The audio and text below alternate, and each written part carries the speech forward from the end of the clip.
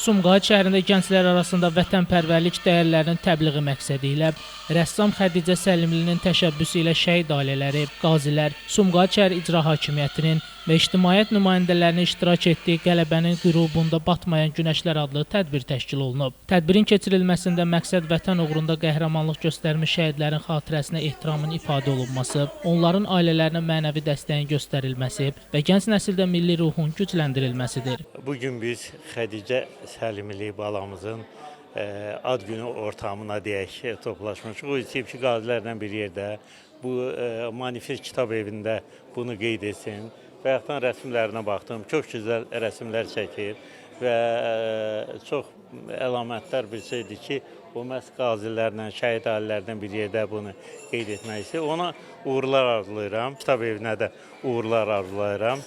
Bilirsiniz, indi nə isə kitab oxumaq biraz geri düşüb, ancaq Vladimir İlin vaxtında demişdi, uçitsa, uçitsa, uçitsa.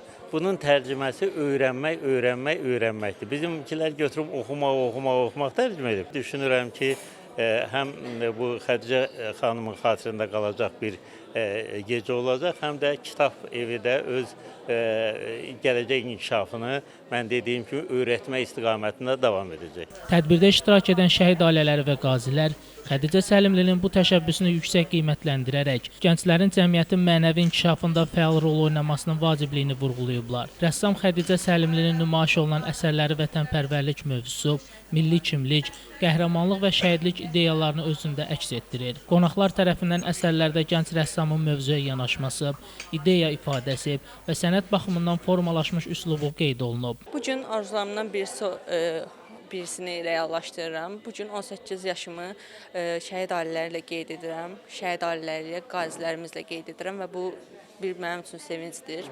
Bugün çox xoşbəxtəm ki, mən onları dəvət etmişəm. Hamısına minnətdaram. Şəhidlərimizə Allahdan rəhmət edirəm. Qazilərimizə uzun ömür diləyirəm, sağlamlıq diləyirəm. Ümid edirəm ki, bundan sonra da digər arzularımı reallaşdıra biləcəyəm. Görüş çərçivəsində çıxış edənlər tədbirin gənclər arasında vətənə bağlılıq, birlik və milli dəyərlərə hörmət kimi anlayışların daha geniş şəkildə təşviqinə xidmət etdiyini bildiriblər. Belə təşəbbüslərin davamlı olmasının cəmiyyətin mənəvi dəyərlərinin qorunmasına və gənc nəslin formalaşmasına mühüm töhfə verildiyi qeyd olunub. Şəmistan Fikrətli, Elbrus İsmailov, Bugün informasiya proqramı üçün.